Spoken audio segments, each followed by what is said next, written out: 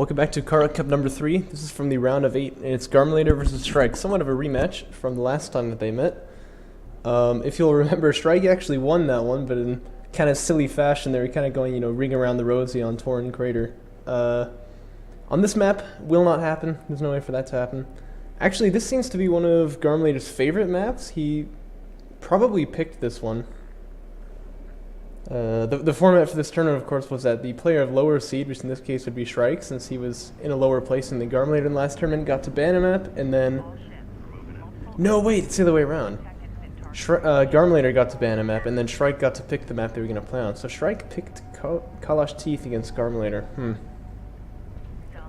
I don't know if I agree with that pick, because even if this is, like, your favorite map, I think it's also Garmilator's favorite, and since he's, like, really good on it, it's probably better to not.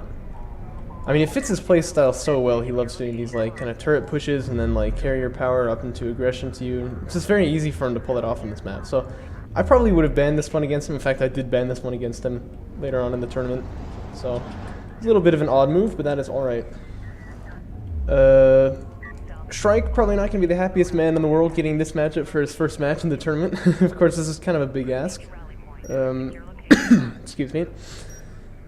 Garmilator, the reigning champion so far, he's won both of the last Kharak Cups, and with Descara not in this Kharak Cup at all, it seems like he has pretty good chances of winning this one too. But he is the man that Shrike is being asked to beat today. What are the openers looking like? Both players making some early game LAVs, and Shrike may be picking off his base runner with his LAV. Doesn't look like it. Garmilator saw that and pulled away in time. Numbers just about even right now. And Shrike going for AAV fabrication earlier than Garmilator, so. Okay, LAVs have found a nice angle onto the probe here. They're going to take it out. See how smashing into the desert. I love the way that that looks.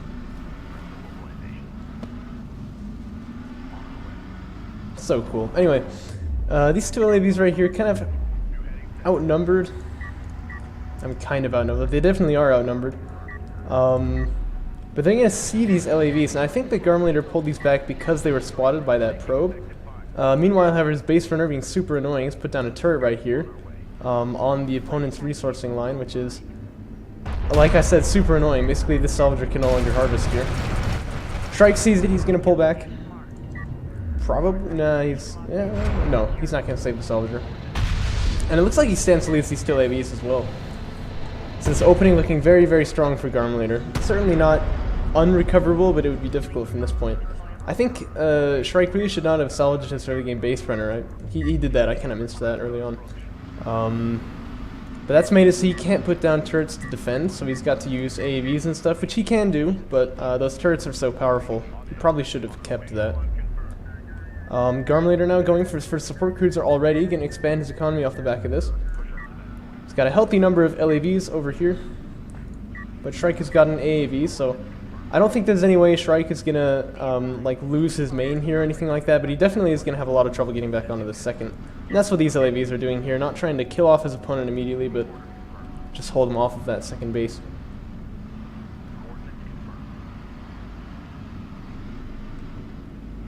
Shrike slowly expanding his sphere of influence, but needs to be careful not to get too close to that turret. The LAV fires and completely misses the AAV. Pretty uncommon actually, but you know.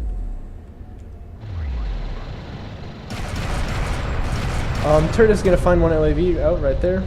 Actually does quite a lot of damage to the second because it's a turret. This AAV here, running all gung-ho into this turret, but I don't think he can take that. Although he's going to find this LAV, that's quite nice. Probably will kill that one too. Yes, he will. I don't like pushing forward here though. Maybe with two AAVs you could use like the smoke wall to get up to the turret and take it out, but I'm not sure about just one. Especially because these LAVs... Oh, yeah, the base runner is going to come in here and put down a second turret, look at that. And I think these LAVs will be enough to stop this AAV anyway. It's going to go and end the turret there. And that's a big loss for Shrike, because these AAVs are the only thing keeping these LAVs from just pushing in and killing stuff, so losing one of them already, not very good. And now there's going to be a second turret to deal with over on this side here, so it's going to be even more difficult to disentrench, is that a word? I hope so. To disentrench these... That sounds wrong, but you get the idea. It's going to be hard. Support cruiser coming out for Shrike already. I guess he got upgraded carrier production already. Garmilator going for railguns, which is his typical thing to do, and that also makes a lot of sense because his opponent's got these AAVs here.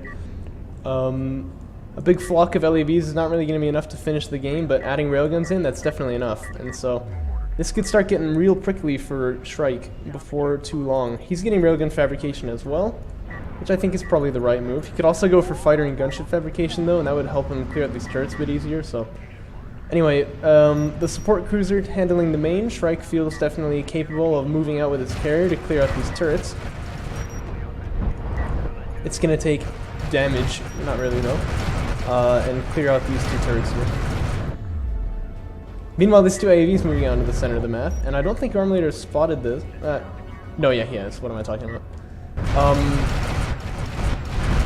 Oh, an AAV pops out of the carrier like on top of the turrets and takes a big load of damage to the face there. Anyway, Garmilator's easily going to be able to hold this off with these railguns here, although he might have a little bit of stress, but that's about all. Kind of suspect smoke right there. One AAV goes down, and these salvagers ought to be safe. I don't know if one AAV has enough DPS to actually take it out when there's a support cruiser healing it. That turret's still alive. I think it killed an AAV. I'm not sure though. Right, well, Shrike has cleared off the turret pressure, but now these LAVs are coming in here.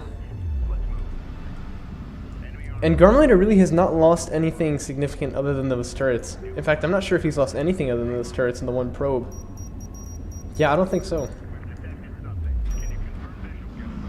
Maybe like an LAV or something. Yeah, he did lose an LAV to one of the AAVs there. But that's quite impressive, obviously.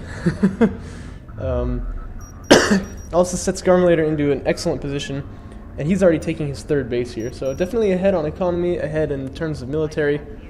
Really, I'm struggling to find anything that Garmilator's not ahead in right now. He's even got an artifact out, look at that. He's got total map control, look at this. I assume this game will be over pretty quickly. It'll be a little tough to push through this choke point with an AAV standing on it, but once he gets through there, I think things are just going to start snowballing. Yeah, look, he's just going to run right into it. It's like, what can that AAV do to me, really? And I agree. Only takes out one railgun. Actually, the carrier running up here to block this. That's a nice move, though, because,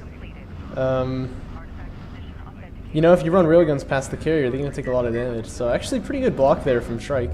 And Garmilator's just going to try his hand on the second entrance to his base. Also, I really like this probe positioning, just making sure that this base has not been taken yet. That's something that players could really do better, I think, in general, is making sure they know like what their opponent is up to using probes. And Garmilator, a very good example of that. When he and Descara play, there's always just like 20 probes flying around everywhere.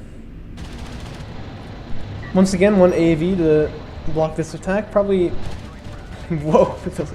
I mean, if it lands upside down, it might get destroyed a bit earlier, right? I was going to say probably going to be the same thing where it takes out one railgun and then goes down, but actually it just went down for nothing. Railguns for Shrike, also going to try to pitch in some damage to this.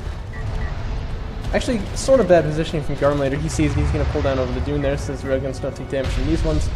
But he will have high ground here if he chooses to fight these railguns. He's taking out the AAV first, I suppose that makes some sense. Now the support cruisers come out for Shrike, and that's going to be helpful in this LAV war. Except actually he's not even going to use it, so never mind. He wants to get the carrier involved. I guess that makes a lot of sense too.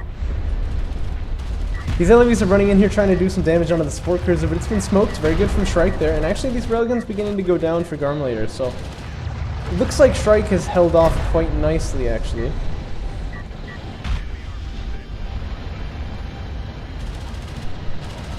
And I was about to say, you know, I would have expected Garmilator to have like a larger army at this time. Then I looked at, oh yeah, Power Reserve 4 is on the way, so excellent smoke there. Very good smoke there.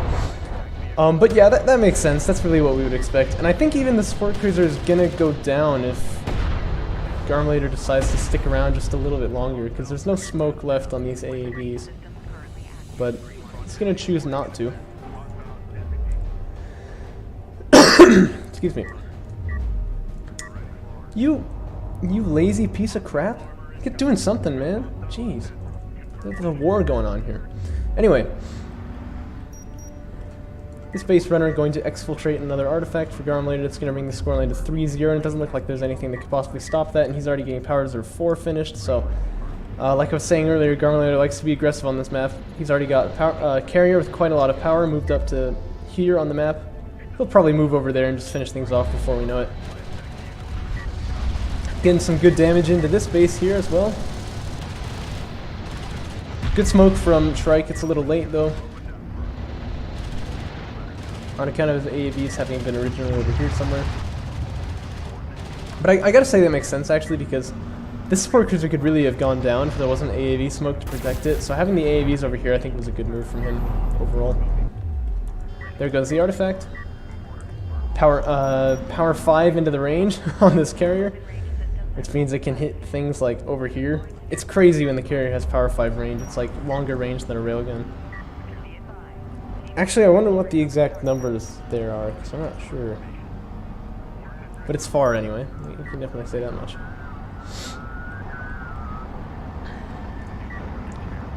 Shrike moving out with his carrier too, but that's quite an inferior unit, all things considered. And Garmilator really just making more LAVs. He's got like a number of railguns, but not too many. Those LAVs are really like his heavy hitters, it looks like. Despite the fact he hasn't even gotten a single upgrade for them. I think that's pretty interesting. Just because why does he need it, you know what I mean? Like, they've been doing fine without them. It's very interesting. Meanwhile, it looks like Shrike's actually gone for full upgrades on these units. Good stuff right there. That's very good. But probably just not going to be enough here. Garmilator going for AAV fabrication and launching a cruise missile too. Don't you love that? Probably he's going... Actually, that was a pretty suspect cruise missile, but that's alright. Carrier power moving into weapons to clean this out, and that's going to not take very long at all, I would expect.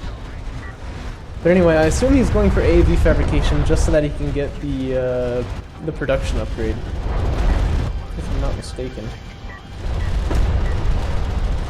This carrier just mopping up these units like they're not even there. Actually, pretty good smoke there, but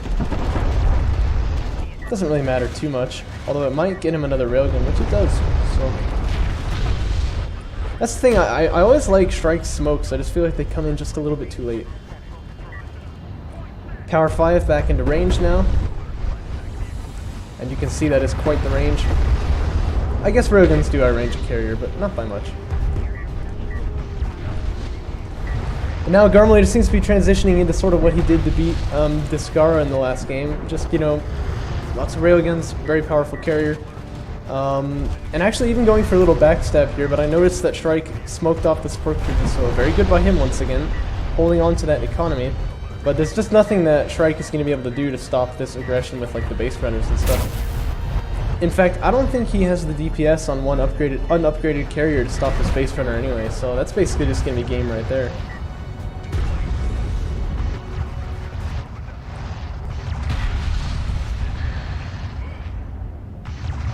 He could try to block.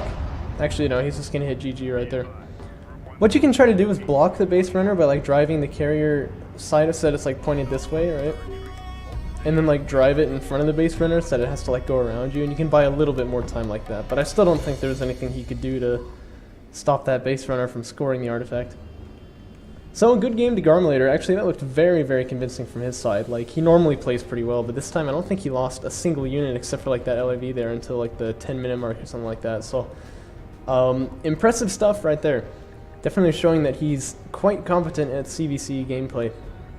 It's well done to Garmilator. We'll catch these two players in the next round of the tournament. Of course, Shrike not eliminated yet. He's got one sort of extra life, I said last video. I don't really know what else to call it. You know, there's an elimination bracket, or a double elimination bracket. Anyhow, I will catch you guys in the next video.